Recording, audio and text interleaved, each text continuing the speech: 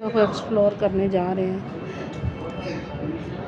ये है जहाँ पे बादशाह जो है वो आवाम से मुलाकात करते थे और यहाँ पे उनका तख्त होता था, यहाँ पे वो बैठते थे। 12 दरियों से हवा आती थी और ये है अगली दरी चले जाओ।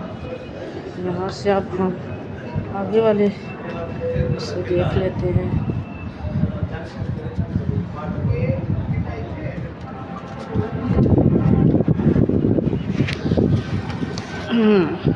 वो कबूतर आपको नज़र आ रहे होंगे,